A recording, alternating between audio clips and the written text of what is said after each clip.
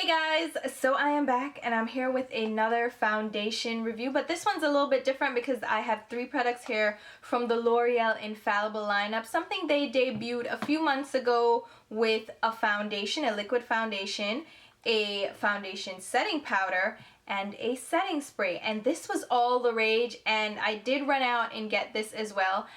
I kind of was upset with the price point, but I did pick it up and I'm going to do a demonstration and review for you guys so you can see if this is something that you want to try out for yourself, if you have been interested and you're like, I don't know. So I'm gonna run through the review and the demonstration and even the wear test so you can see how this fares throughout the day. So let's get right into it. Alright, so let's talk about the price because that's probably the one thing that slapped me in the face when I went in to pick these up. I saw these on display and I'm like, oh yeah, these are $12.99 each. The foundation is $12.99 and the powder is $12.99. Now the foundation, you do get the typical 1 fluid ounce, so you're getting a full-size foundation. It's $12.99. It's drugstore. It's a little bit on the steep end because drugstore foundations are like $7.99. I may even pay $10.99, but $12.99 kind of hit me in the face. That was a little bit pricey.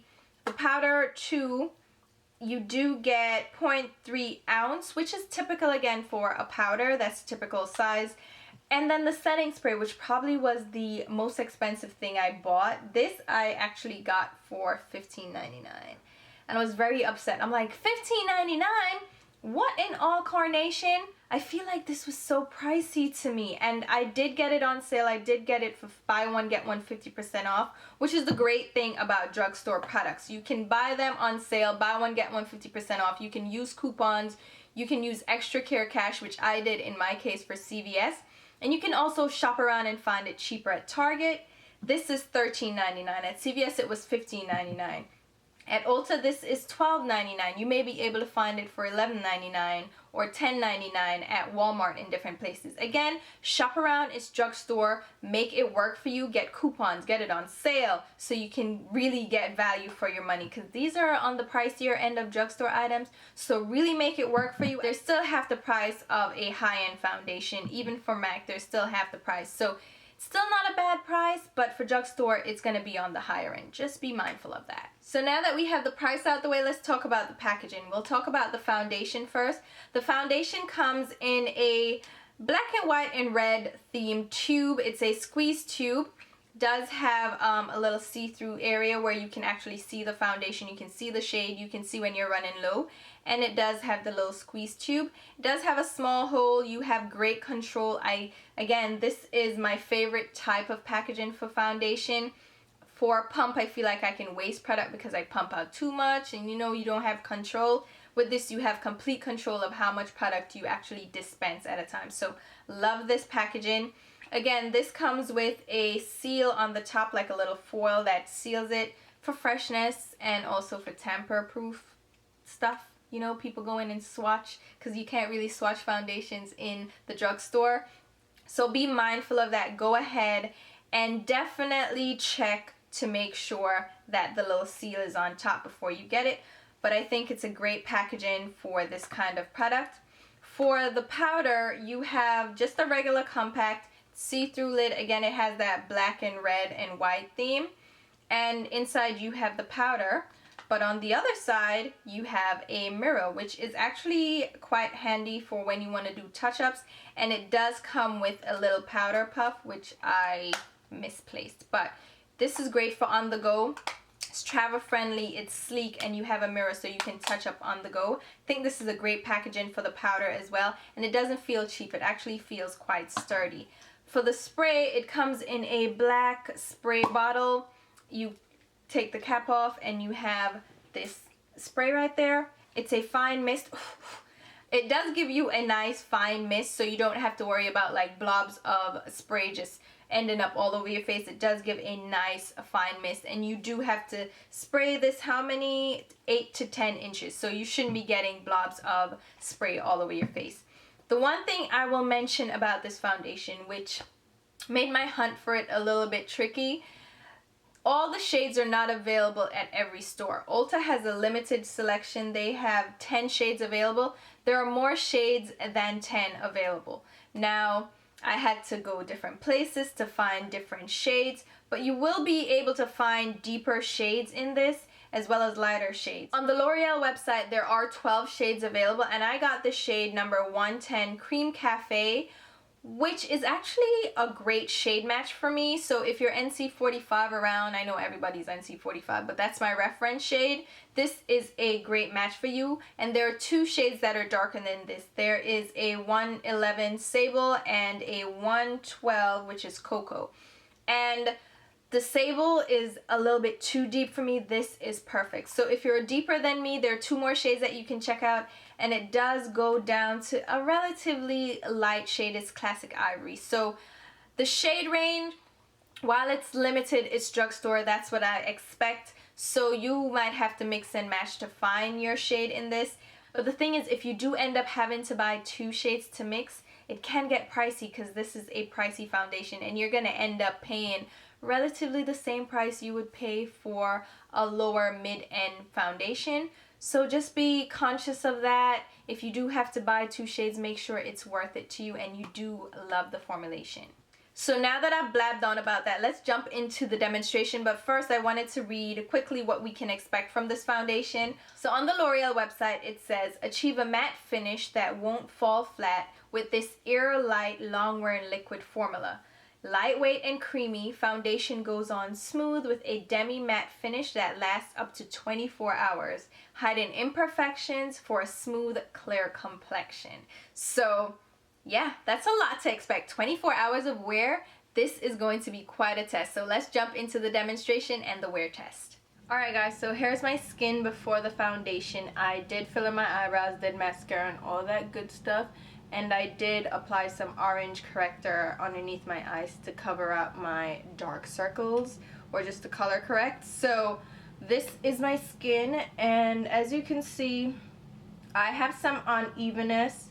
I don't really have bad scarring or discoloration, but I do have some unevenness on my skin, and that's what I use foundation for, is to even out everything. And you see freckles, and I do have pores. So we're gonna grab the foundation. My shade is 110 Cream Cafe, and it does have a squeezy tube, so I'm just gonna squeeze a bit of that on the back of my hand. And before you squeeze it, try to actually work the product up, like squeeze it around in the tube and mix it, because I did get some separation there on my hand. There's a little bit of like an oily residue that's separating from the pigment. So I'm just gonna grab a Zoeva 104 buffer brush, just stipple that into the product and apply it over my skin.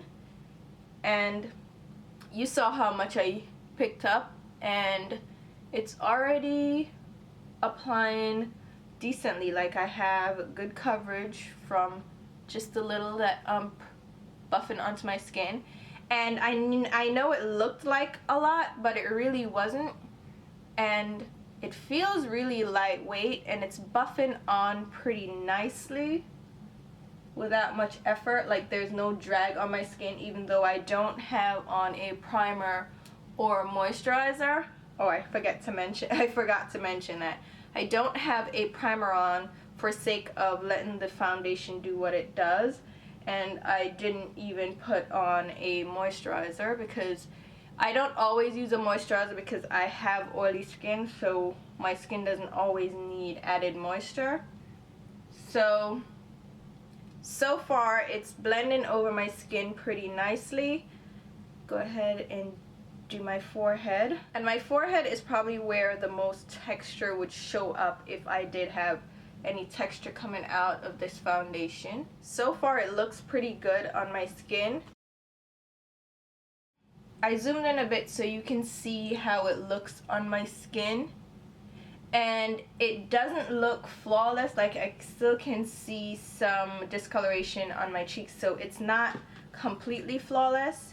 And on the back of my hand, it dries down pretty matte. So if you have dry skin, I would be careful with this, because once it sets pretty dry and matte. So I'm just gonna go over that area with a little bit more of the foundation, and it does build pretty nicely. It went over that area easily with no problems, and it blended in pretty nicely. So now you'll see I got better coverage. So I'm gonna go ahead and cover some more areas of my face.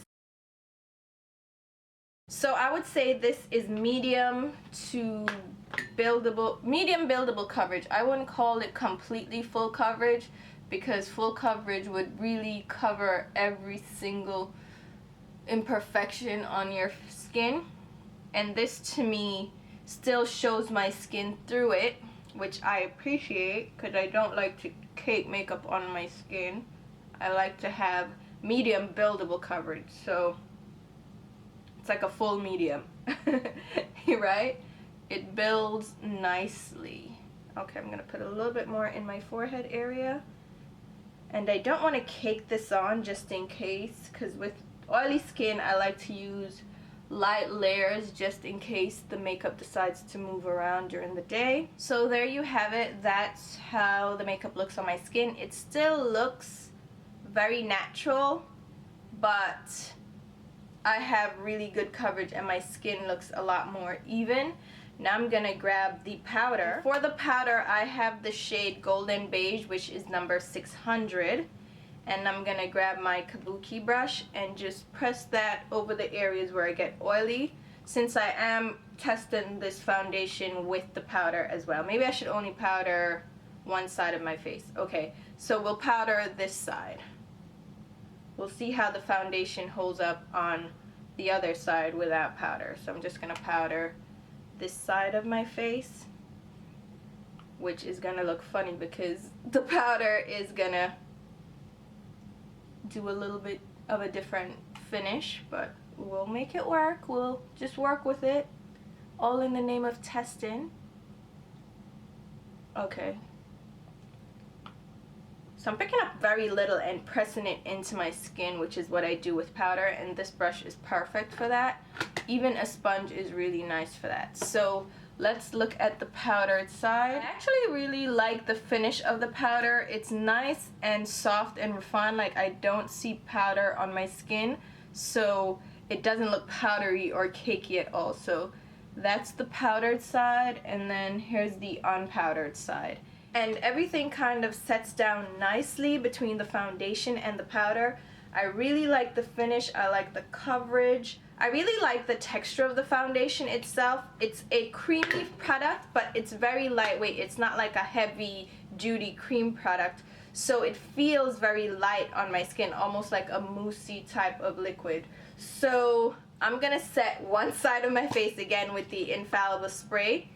It's a makeup extender spray, so let's see if I can just set one side. How do we do that? Alright, I'm gonna use this to cover this side and then just set this side. Okay, I used 3 spritz for that, and that gives a more dewy finish now to the makeup. That's the powdered side. So we powdered that side and we set it with the makeup spray. So as you can see, the spray kind of gives me a dewier finish. It takes away the completely matte finish of the foundation, which it's not like a flat matte. It was more of a demi-matte finish, but it took some of that away and gave me more of a glowy finish. As you can see on this side, it's still a matte finish. So this is going to be a very interesting test with one side with makeup spray and everything. Okay, I got that on my eyelid and it feels a little sticky. Hopefully that dries quickly. It's not drying too fast right now. Like, I can still feel it on my skin like hairspray. So we'll tell you how I feel about that as the time wears on. But let's go ahead and put this to the test. So I'll see you in a few hours.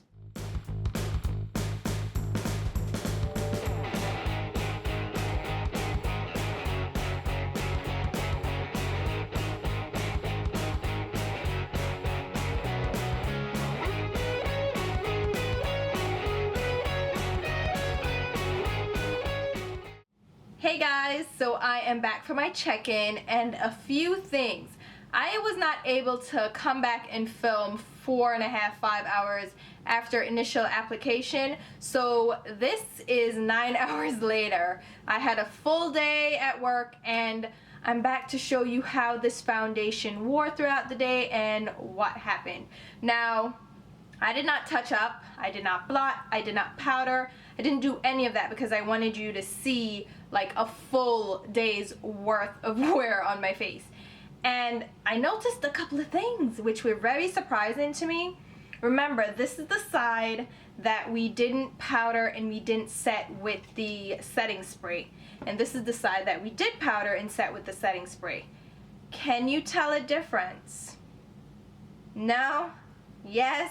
Alright, so this side, surprisingly, wore so much better than this side. This side, you can see how oily and glowy my skin got. I'm very luminous right here. I'm very luminous. On this side, it stayed relatively matte. Gave me good wear. By my nose, it's just a given that I'm gonna get greasy. I've accepted that. That's my greasiest part, and I can literally scrape oil off my face on any given day. It's just where I produce the most sebum. But this side looks so good. It is a little bit glowy, like it got a little dewy from my oiliness, but it looks so good. Nothing has separated. Nothing has nothing has settled into my lines. I have a little bit of shininess by my cheek area near my nose, but apart from that, nothing else has happened too severely on this side after 9 hours. Now on this side, it's definitely showing a lot more oil has broken through. It's looking a little bit more shiny. My nose has definitely gotten shiny. And I'm gonna zoom in so you can see how the foundation has fared on my very oily nose. Yes, zoom in, now you're all up in my face. Now let me just show you something too. My eyelids, this is what happens throughout the day. My eyelids crease if I don't use an eyeshadow primer that controls oil. It gets very creasy. Now it's not too bad because I can just rub that in and it's like new. But anyway, that's not what we're here for. We're here for the foundation. Now I don't know if you can tell, but on my nose the foundation has separated a bit. You can actually see the texture of the foundation on my skin now, right where my oils are. And that happened on both sides of my face. So this foundation doesn't really hold up well if you have serious oil production.